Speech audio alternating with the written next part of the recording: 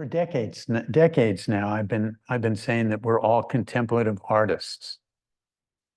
And what I mean by that is that everybody here kind of has their own spiritual alchemy, your own keys to the kingdom, so to speak. And it's not the same. And when I think about what a transformative spiritual journey entails, it seems to boil down to just a couple of things, three things. First, it requires a relaxed persistence, not a gripping effort, but a relaxed, continued persistence. You try some perspectives, some various practices, but you do it in a relaxed way. And you keep trying, you keep moving ahead, at least long enough to know whether what you're experimenting with is a fit for you. You get some depth, and then maybe, yeah, I'll continue this, or maybe not so much. And then you move on to something else. And over time, you make these adjustments in a lifetime of spiritual practice. You drop certain things and you add certain things. You do whatever is needed to keep it fresh and alive. If you've been in a practice a long time and you notice, well, it's getting a little dull here. Well, it's a time to investigate, what has happened to the alertness and the energy involved in this? Should I add something else? Should I sit a different way? I remember a number of years ago, and Bhante Gunaratana, who's like a world sage. For some reason, the people at his ashram felt he needed a break. So he came and stayed with me for like 3 or 4 days. Now he was, I don't know, maybe he was close to 80 then. He was writing 3 books at the same time. And he was experimenting with his posture. Now, this is a guy I've been meditating for 60 or 70 years. Say, well, I'm experimenting with my posture, going back into full lotus to see if it can create a little more alertness and energy. I was like, whoa, So that's the nature of it. Adjustments, exploration, And secondly, you need a kind of enduring curiosity. I mean, that is so important in this. I mean, curiosity about everything. How does this heart and mind work? What causes your suffering? What ends your suffering? And some of the bigger questions like, what is the self? Is there really one? So and essentially, in a general way, staying or keeping yourself steeped in the mysteries of this life and death. It's doing what you can to keep the childlike wonder alive. You're cultivating awfulness, full of awe, awfulness. Okay. And so mainstream culture might look at you and say, oh, that person has arrested development. But that's good. That's one of the aspects of the path, that childlike wonder and curiosity. And thirdly, along this path, along with that kind of relaxed persistence and curiosity, you need some blind luck. You need to somehow, for whatever reasons, fall into practices, perspectives, trainings that actually work for you. There's so much out there. You can't possibly touch into everything, but finding what speaks to you, your personal alchemy, there's a little bit of luck involved in that. And I'd like to think that IMCC and similar places really offer a lot to choose from. You know, I can recall working in the prison in Flavanna, teaching there, and that prison, as probably all prisons, are filled with people in cages, people who have experienced terrible abuse, trauma, and failure in their lives. And because of that history, giving up prematurely really has become a conditioned response to everything. Oh, I can't do it. Oh, not me. No, I can't do anything. And so in teaching there, everyone who taught there, we had a lot of people from IMCC teach there over the years.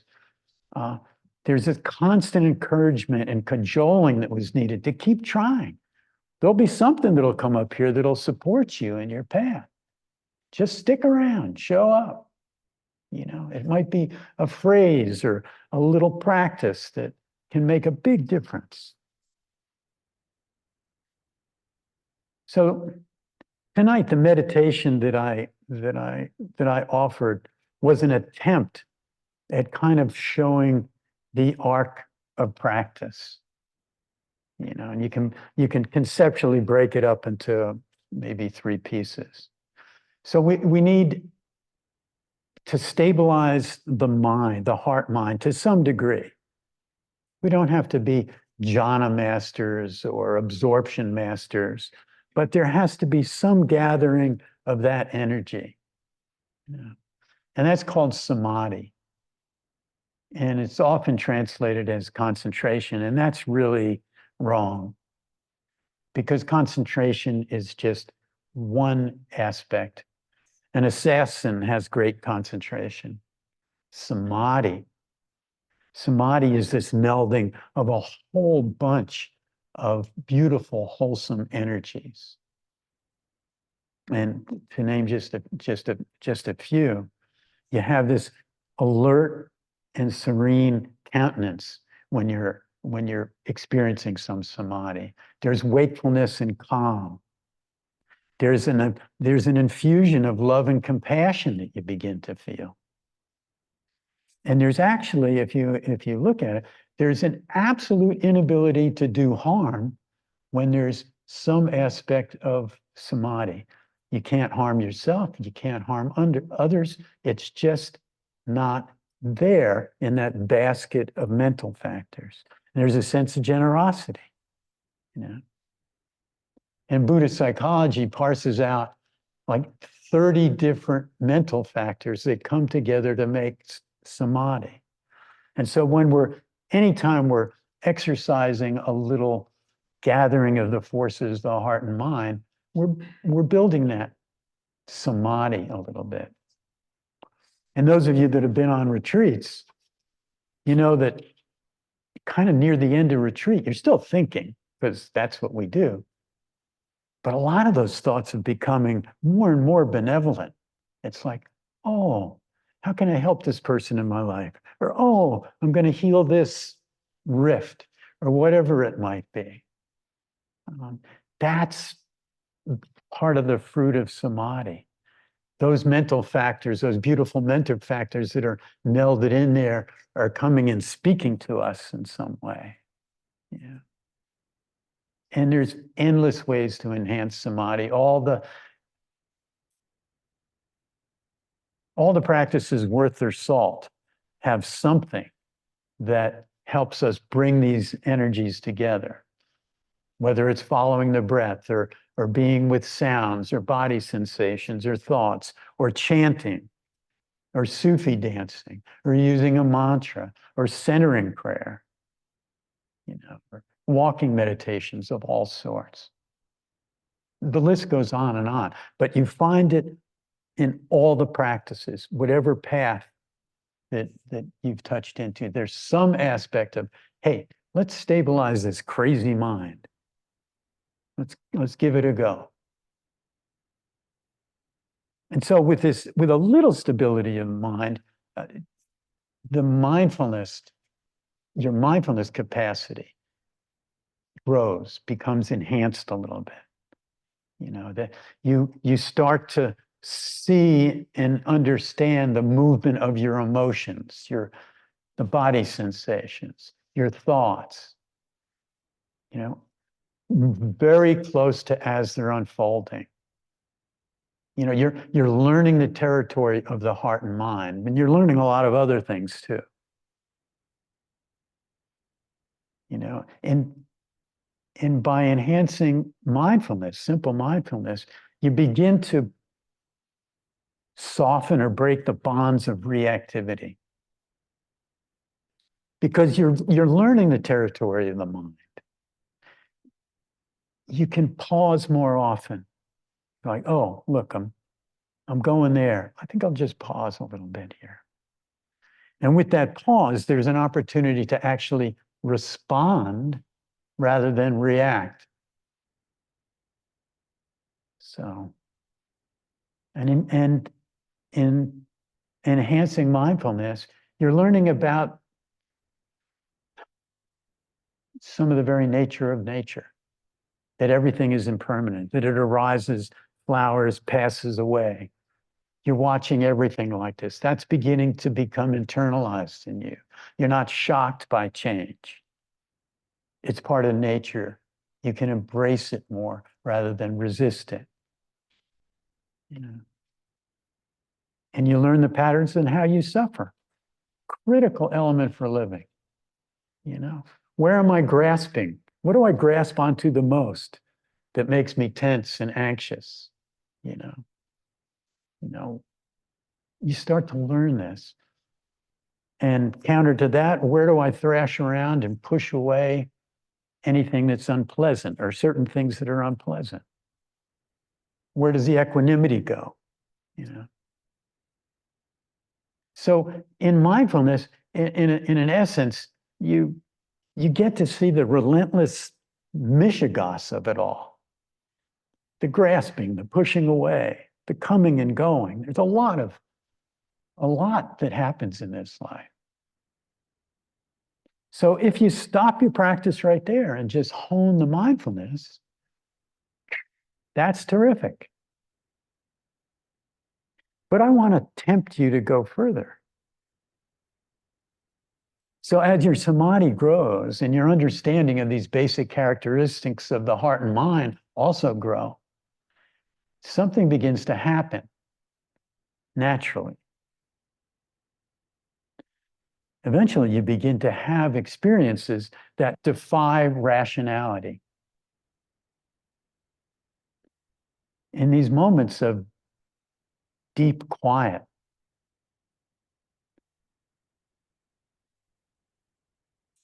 you can begin to feel, or you will feel, as if your skin starts to thin out and actually dissolve. The sense of inside and outside diminishes and will vanish sometimes. And in those moments, you could say, oh my gosh, there is no diversity.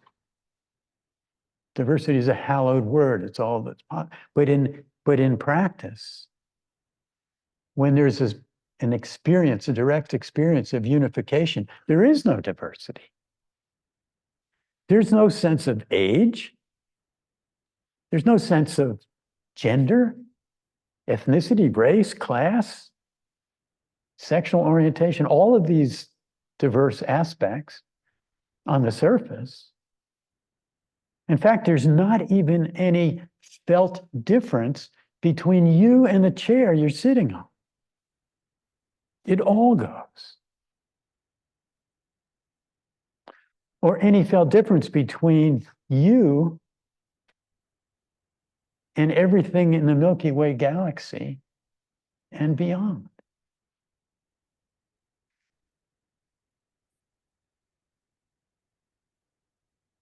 So this element in the playground of spirituality is certainly available to everybody, but only a small minority of people are interested in pursuing this or seeing what might be available.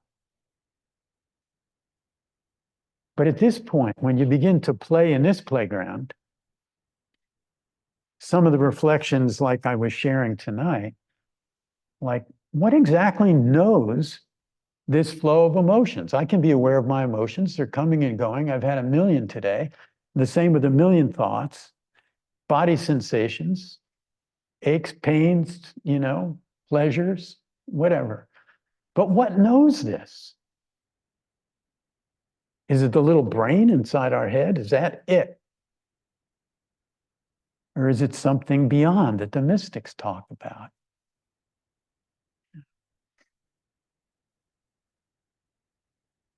What is this foundational awareness that doesn't seem to be located?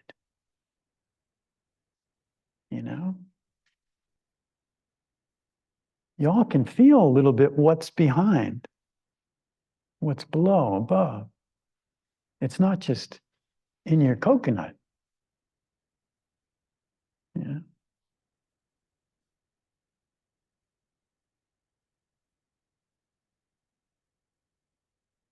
So these little glimpses of this unified truth, of this vast, boundless awareness, can begin to happen. And they can be prompted by these questions. Just what is seeing? What's tasting?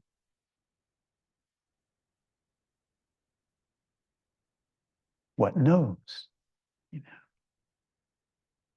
So all these non-dual teachings, and there's a non-dual aspect in every religion and many philosophies. They're trying to articulate and they're trying their best to offer what's known as pointing out instructions. You can't articulate the source, the essence, the beingness, the isness, but you can kind of point at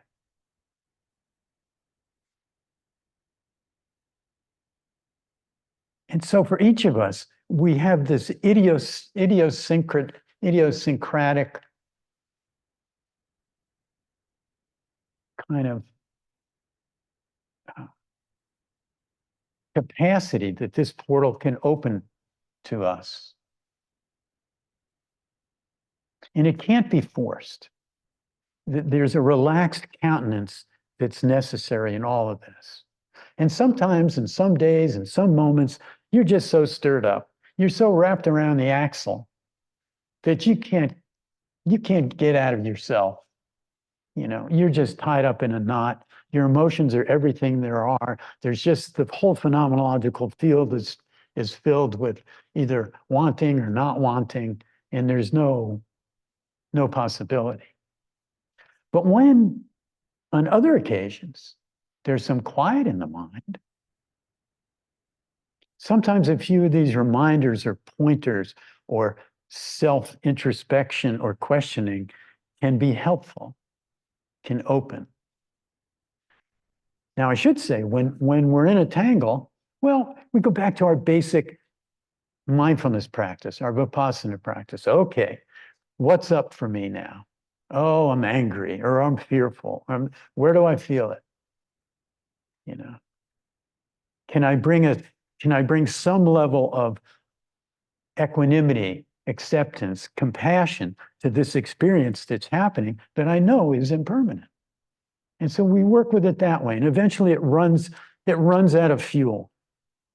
We settle back down a little bit. And then there may be an opportunity for some other kinds of experiences. But when we're in the mud, we're in the mud. It's like you just downshift to four-wheel drive and you gut it out and you feel what there is to feel and you work with it and you face it and you bring compassion and equanimity to it, and eventually it cools itself out.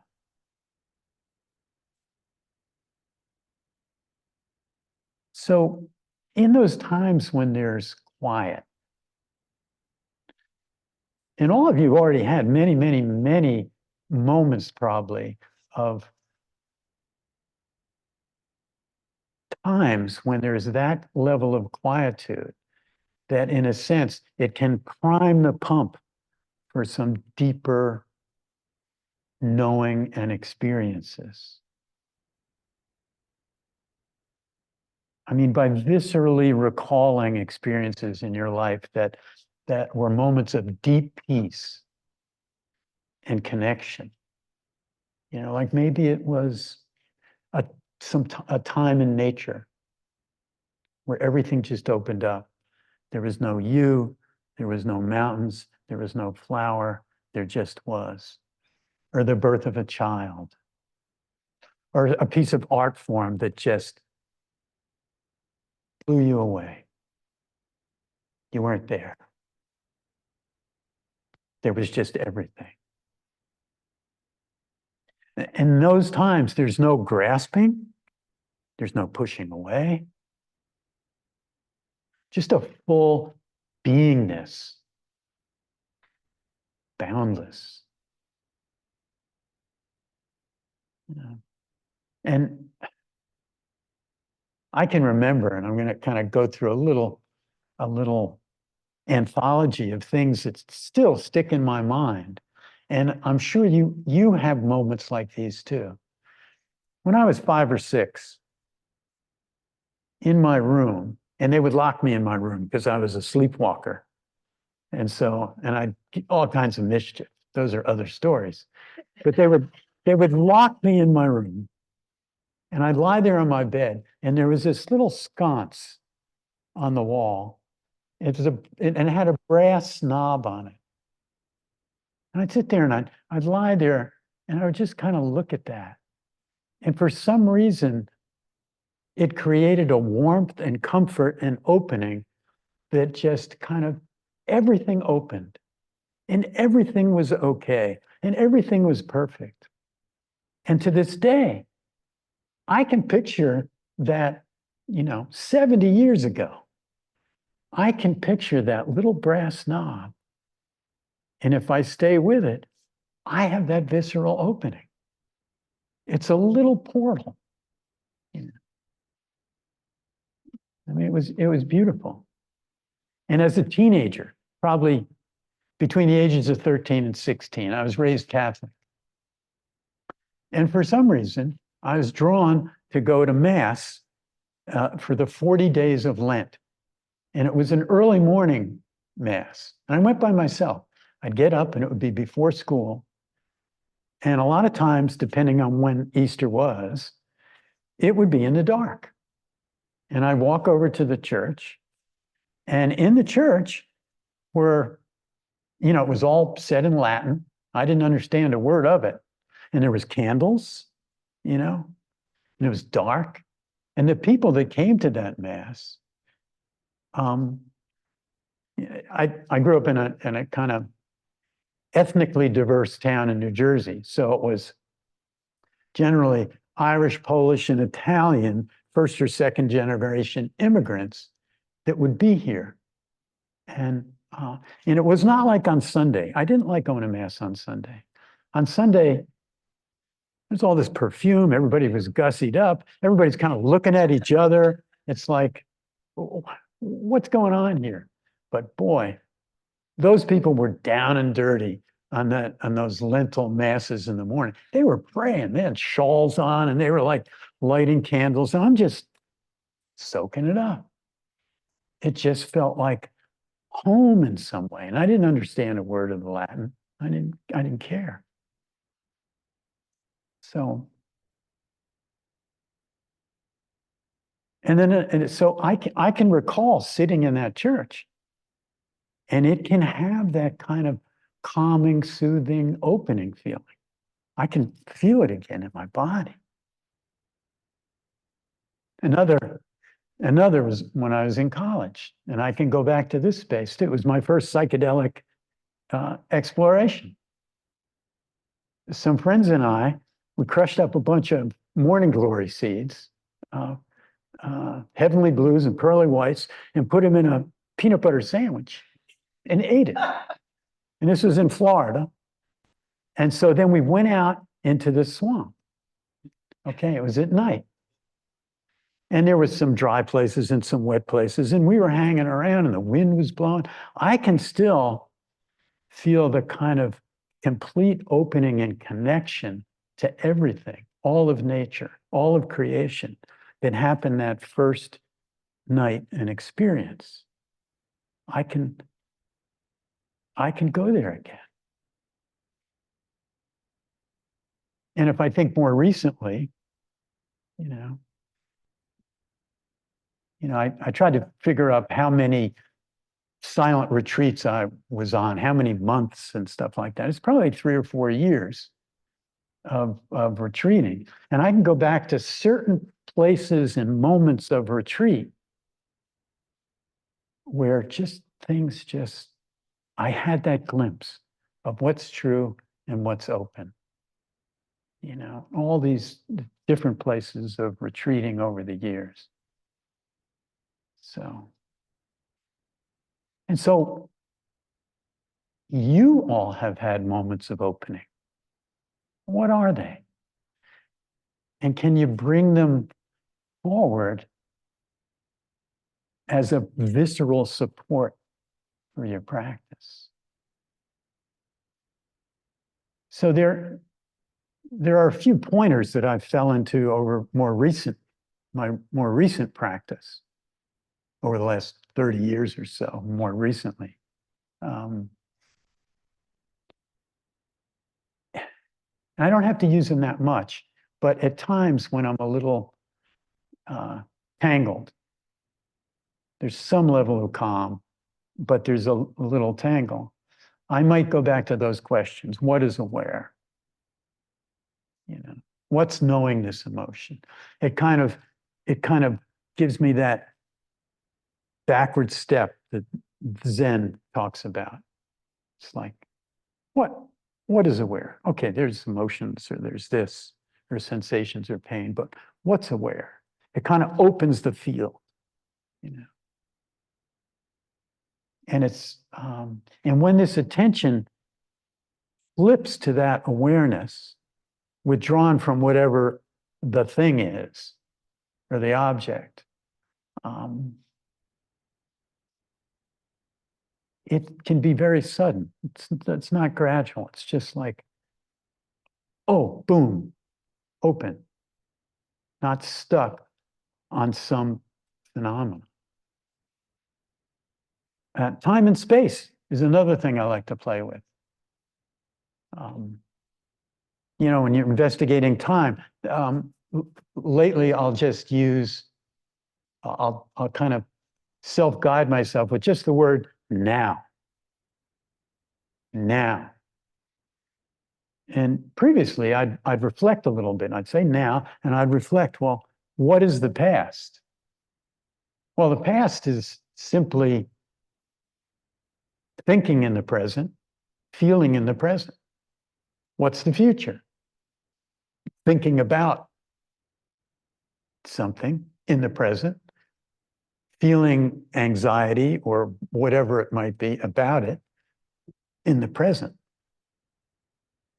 So the results of playing with that over time is that there is no past. There is no future.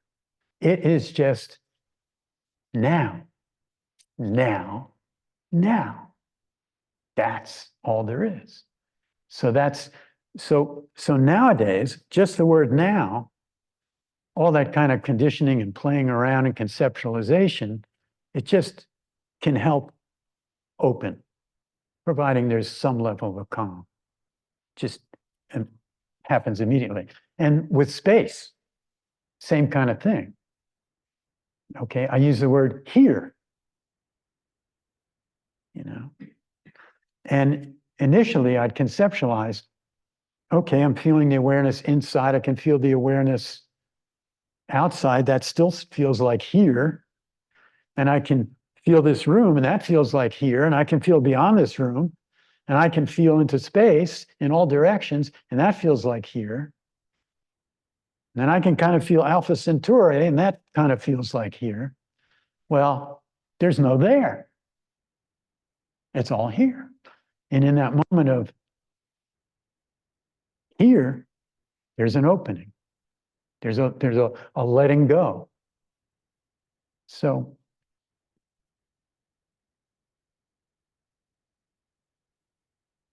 those prompts now work pretty quickly. Here, now.